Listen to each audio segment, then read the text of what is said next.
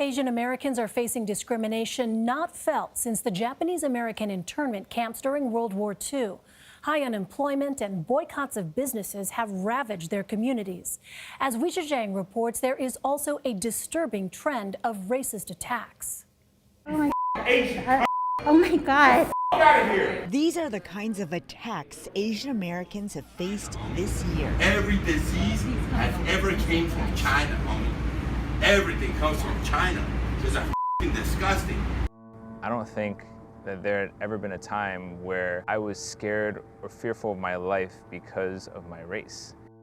26-year-old Victor Yang says he will never forget that day in March when a bike ride with his girlfriend on these familiar Maryland trails ended with a frantic call for help. DC 911. Hi, right now I'm on the bike trail. I got these kids chasing us, throwing rocks. Stop!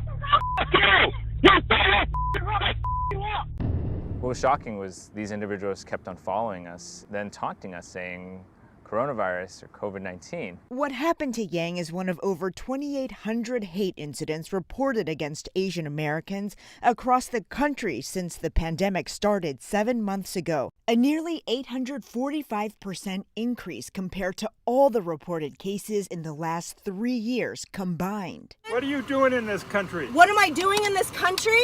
Oh, you look at this What am I doing in this country? Yeah. What am I doing in this country? I'm an American citizen. Asian American hate is as old as American history. 83-year-old actor and civil rights advocate George Takei was 4 years old when Pearl Harbor was attacked in 1941. And overnight, this country was swept up by suspicion and fear and naked outright hatred. We had nothing to do with Pearl Harbor.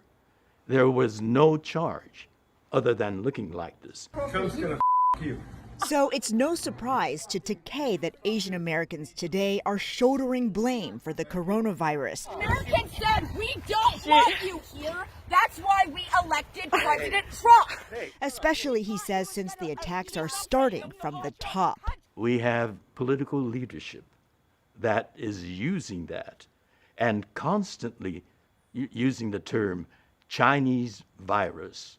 I would like to begin by announcing some important developments in our war against the Chinese virus. President Trump first publicly said the phrase Chinese virus to describe COVID-19 on March 18th. 5 days later, he crossed out the language from his prepared remarks, declaring this instead. It's very important that we totally protect our Asian American community in the United States and all around the world. But as the pandemic worsened, he resurrected the rhetoric. Mr. Trump even brought up Beijing when I asked him about testing. Why is this a global competition to you if every day Americans are still losing their lives and we're still seeing more cases every day? Well, they're losing their lives everywhere in the world.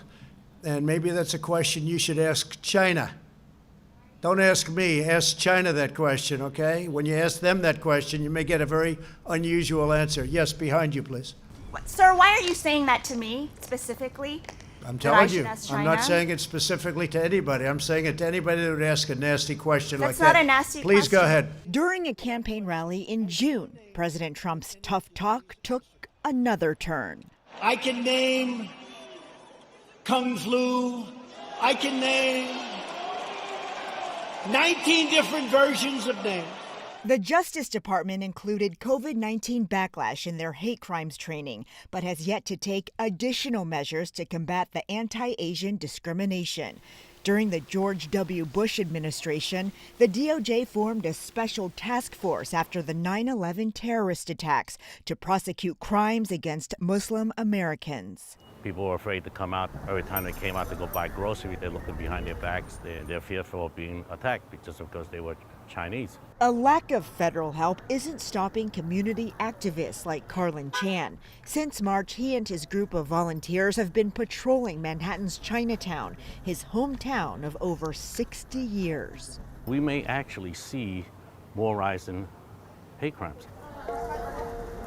Staying quiet is not an option anymore.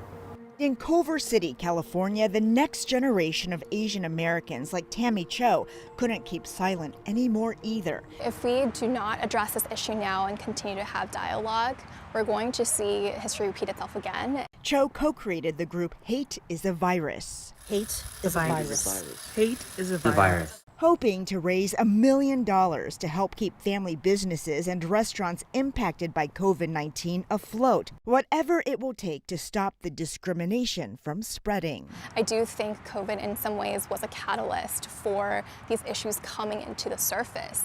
Back in Washington, D.C., Victor Yang, who now works for the Florida Democratic Party, says bringing light to incidents like the one he experienced is critical to move forward. The last thing that we want in this country is more violence. We are citizens like every other American. Coming up, a new generation of the model minority joins the social justice movement.